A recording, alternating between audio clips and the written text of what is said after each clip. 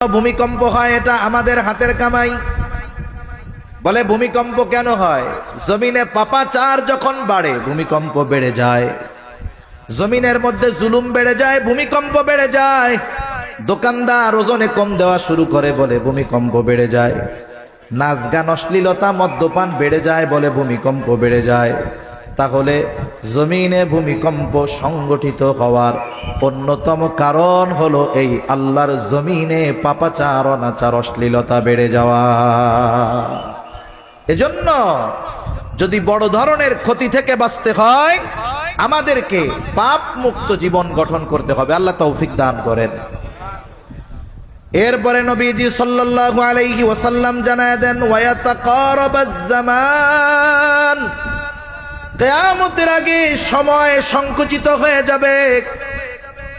মনে হবে এক জুমা থেকে আরেক জুমা কেমন যেন চোখের পলকে চলে আসছে। হাদিসের মধ্যে আসছে এক যুগ কেমন যেন বছরের ন্যায় হয়ে যাবে, বছর কেমন যেন মাসের ন্যায় হয়ে যাবে, মাস কেমন যেন সপ্তাহের ন্যায় হয়ে যাবে, সপ্তাহ কেমন যেন দিনের ন্যায় হয়ে যাবে, আর দিন কেমন যেন ঘন্টার মতো হয়ে যাবে, ঘন্টা কেমন যেন মিনিটের মতো হয়ে যাবে, আর প্রতিটা মিনিট কেমন যেন সেকেন্ডের ন্যায় হয়ে যাবে।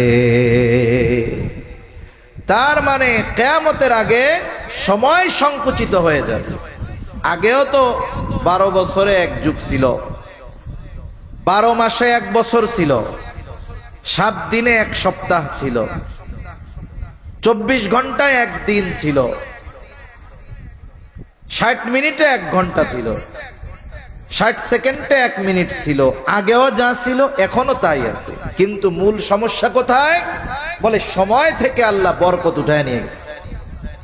যার কারণে অতীতের মানুষের সময়ে বরকত ছিল। জাস্টিস মুফতি তকি উসমানী দামাত বরকাতুহুমুল আলিয়া উনি সময়ের মূল্যায়ন নিয়ে বয়ান করতে গিয়ে বলতেছেন যে সময় প্রত্যেকটা ব্যক্তি যেমন ব্যবহার করে সময় তার সাথে ওইরকম আচরণ করে। বলে কেউ যদি সময়কে অহেতুক কাজে ব্যয় করে, গুনার কাজে ব্যয় করে, এই সময় তার জন্য সংকুচিত হয়ে যায়।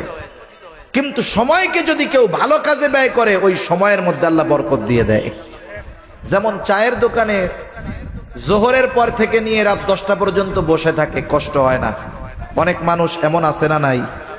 কিন্তু মসজিদে আইসা ইমাম সাহেবের 2 রাকাত নামাজ 7 মিনিটের জায়গায় 8 মিনিট লাগলে কাশি শুরু হয়ে যায়। বল খেলা টেলিভিশনের পর্দায় 5 ঘন্টা 6 ঘন্টা নিয়ে দেখতে সমস্যা হয় না, কিন্তু